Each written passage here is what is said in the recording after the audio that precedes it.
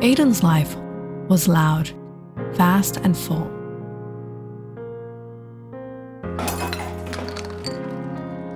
Until a phone call dragged him back to the quiet town he once ran from. There, he came face to face with two different women. April, the unpredictable fire he built his world with, and Helena, the steady light he once promised forever to. As old emotions resurface and quiet moments stir louder questions, Aiden stands at a crossroads between memory and reality, comfort and chaos, past and present. Some love stories never end.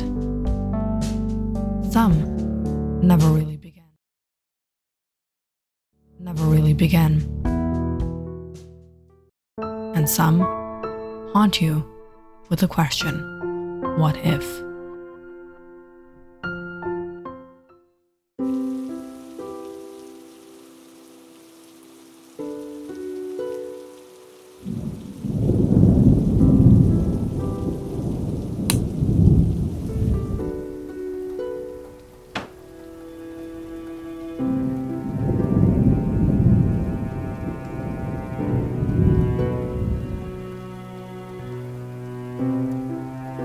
The heart never forgets its first shelter. But sometimes, that shelter becomes a trap.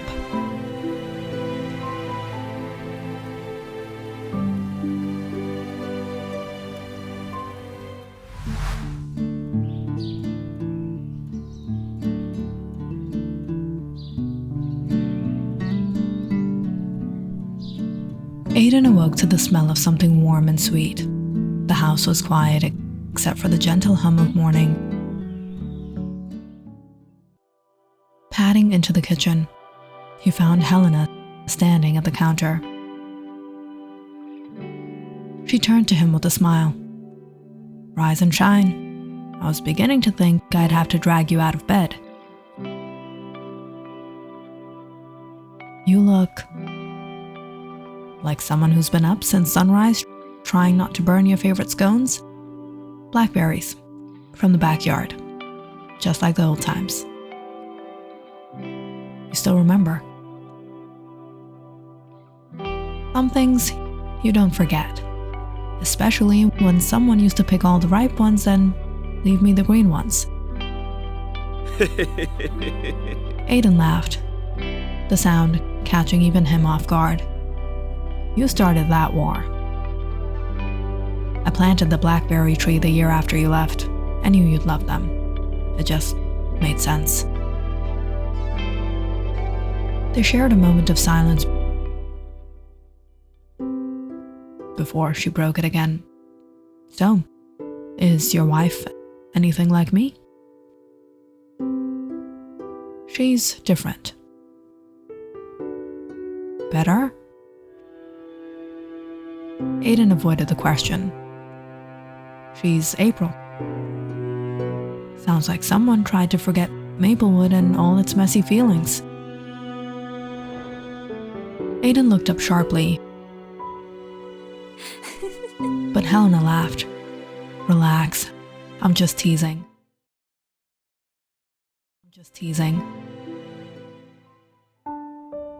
But the words still lingered. She remembered everything, every recipe, every corner of the past.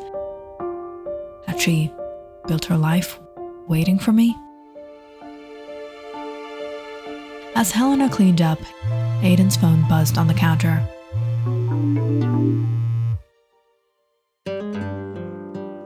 A video message from April. He opened it. April's bright face filled the screen, holding up a strangely shaped casserole dish. "Made your favorite. Don't ask what it looks like. Taste matters more than shape, right?" She winked, flour on her nose. "Miss you." Aiden stared at the screen, thumb hovering over reply Helena slid the phone aside, away from his hands. I have something I'd love to show you. He tapped, busy, talk to you later, and locked the phone. Sure, what is it? Helena disappeared into her room and came out, dressed in a breezy skirt and sweater. Ready to open the shop? They walked out together, stepping into the soft light of the Maplewood morning. You always had a thing for early mornings. And you always had a thing for sleeping in. You must have really missed me to wake up before 9. Maybe I did.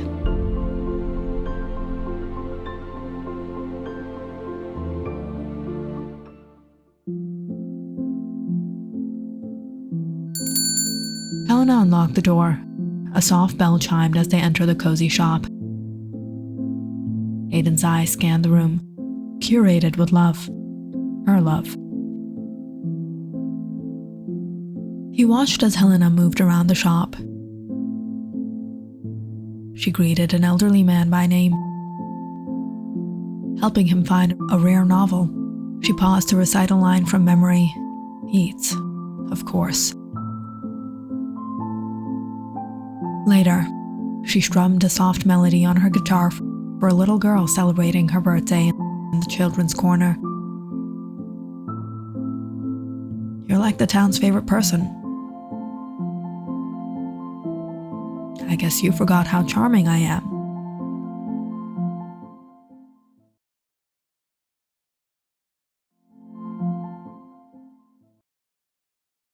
But he hadn't. And that was the problem. Why does she still feel like home? And why do I feel like I never left? He thought of April, her text, her smiles, but it's not the same, is it? As they locked up the shop early, Helena said, I'm coming with you to the funeral. You sure? You shouldn't go alone.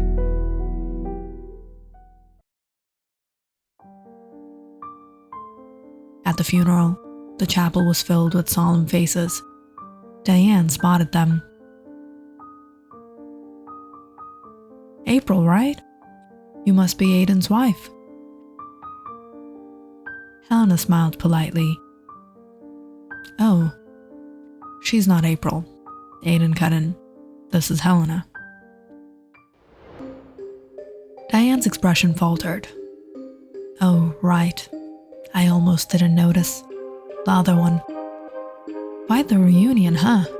Showing up after all these years. For the inheritance, I suppose. Aiden froze, but Helena didn't. Well, someone has to show up and remember him as more than just a name in a will. Aiden's doing just that. Some people come with bitterness. Some come with love. Well, I see your words haven't dealt. Helena gave a sweet smile. Neither has my memory. As they walked away, Aiden murmured, Thanks for that. She had it coming. He felt warmth stir in him, not just for her defense, but because it felt like she never stopped choosing him.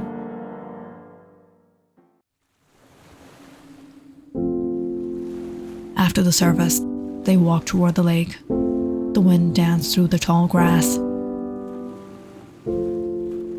Aiden had 100 questions lodged behind his tongue. Why didn't she move on? Did she wait? Is she still waiting? You're wondering. Wondering what? That I haven't moved on? And the truth is, I haven't. Aiden stayed quiet. I dated, but it always felt like waiting for you. like I couldn't quite hand my heart over.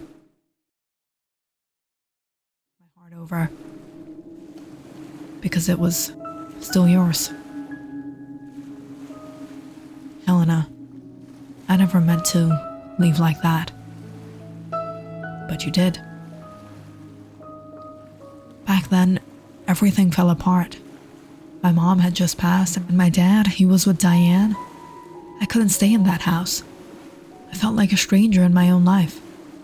Then I got that college offer in the city. It was a chance to start over, to breathe again. I didn't know how to stay. I didn't know how to say goodbye either. And what about us? Not even a word? You just left me hanging? Aiden, I waited every day. Don't pretend you don't still feel it. I see it in your eyes. I never forgot you, Helena. Not for a second. Maybe if I stayed, things would have been different. But I was too young, too scared, and I didn't know how to hold on to anything back then. Suddenly, Aiden felt a strong hand grip his collar and yank him backward. What the hell are you doing here? Haven't you hurt her enough? Isaac. I've seen what holding on too long does to people. Don't come here to relive a memory. She deserves better. Let him go. You don't get to decide who hurts me.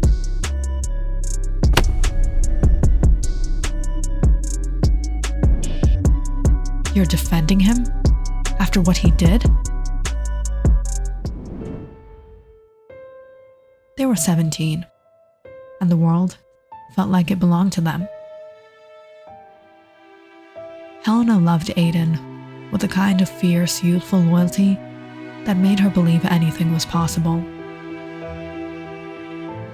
He was her world, her reason, her imagined last name. Every night, she'd lie in bed dreaming of a wedding in the old church on Willow Street, of growing herbs in their little kitchen, of dancing barefoot in the home they swore they'd buy together. But Aiden's world wasn't like hers. His house echoed with arguments, slammed doors, and the silence of betrayal. His father had left his mother for Diane, and Aiden had stayed behind, cleaning up after the grief.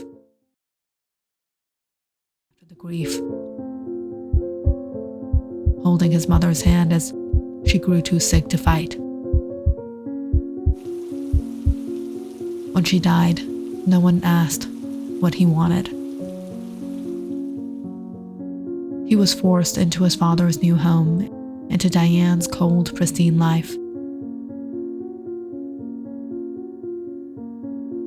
And he began looking for an escape. Your past doesn't matter here, Aiden. Be grateful you still have a roof over your head. Helena begged him to stay. She loved this town. She loved him. But the breaking point came one night when she called him. I don't want to do this alone, Aiden. It's yours. Please don't leave me. Aiden went quiet. And days later, he was gone. No goodbye, no explanation. Just gone.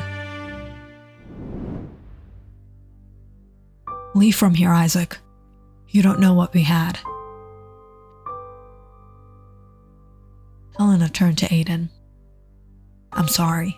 He had no right.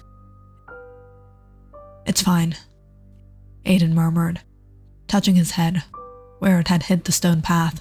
Blood trickled from a small cut. You'll regret this, Helena. Don't do this to yourself. I don't need you to care.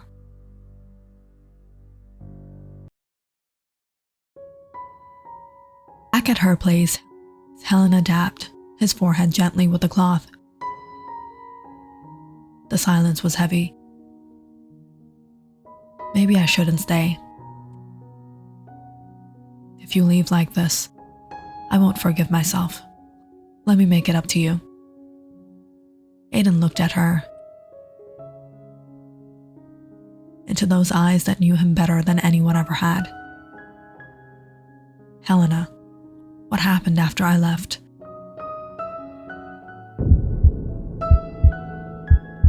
She stilled, eyes still on his hand. For a long moment, she didn't answer. Then quietly, I lost the baby, alone.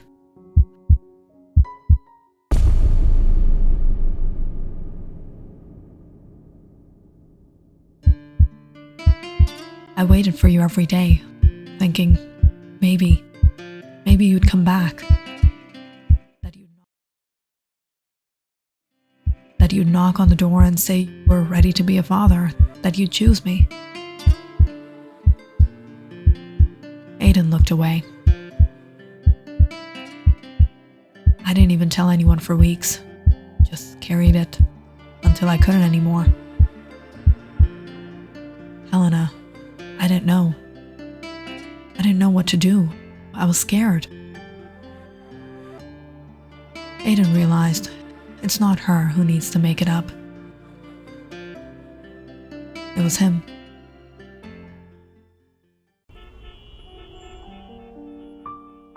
The city buzzed outside as April stepped out of her office, ready to head home.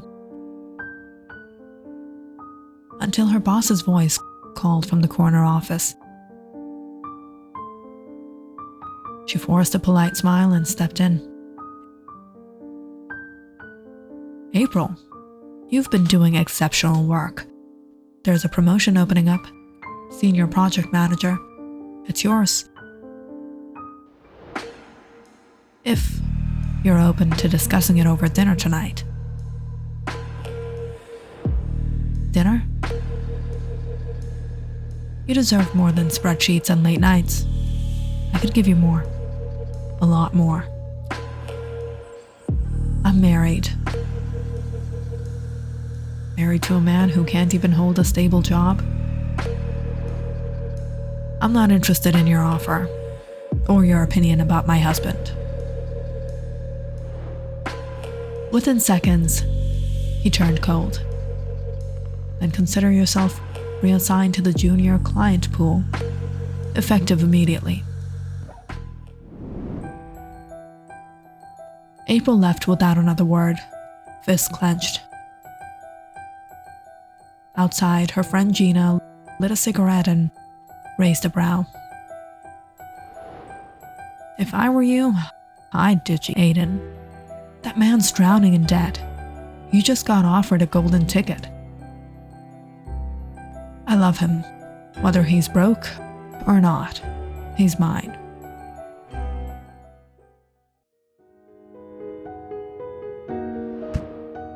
Back at home, April slammed her bag down, ignoring the 3 missed calls she'd left for Aiden.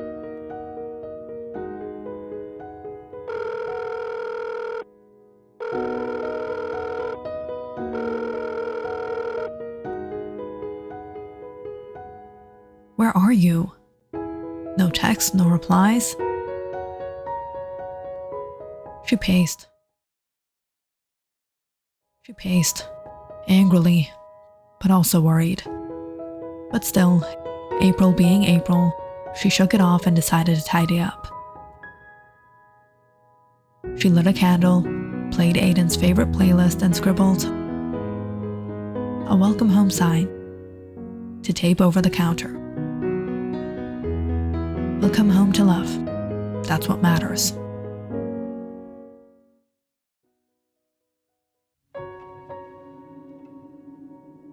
Back in Maplewood, the autumn air was crisp, as Helena pulled her coat over her shoulders. It's poetry night at the community center, but you wouldn't like it. Try me. You really can't stay away from me, can you?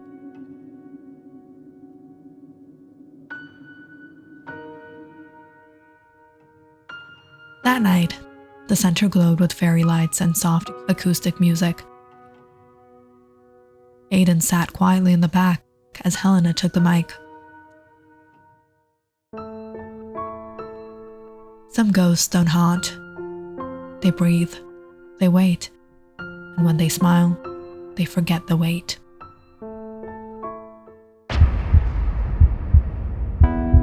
Aiden's heart thudded. The room faded, and all he saw was her. But then, smoke, panic. A spark turned into flame. People screamed. The fire spread fast. "Everyone out!" Aiden shouted, helping usher a child out a side door. But Helena? "Helena!" he called, running back in. She was coughing. Without hesitation, he rushed in.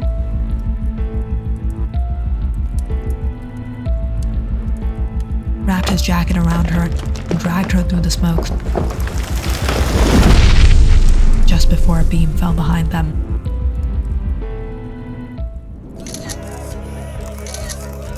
Outside, reporters swarmed. Snap, cameras caught them, faces blackened with ash. Helena and Aiden. Local bookstore owner Helena Jameson and an unidentified man rescued over 20 people from the blaze tonight in what's being called a heroic act.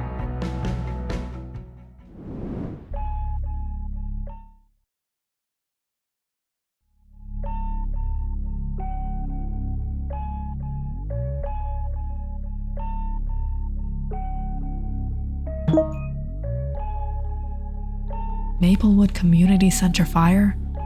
Locals hail heroic pair?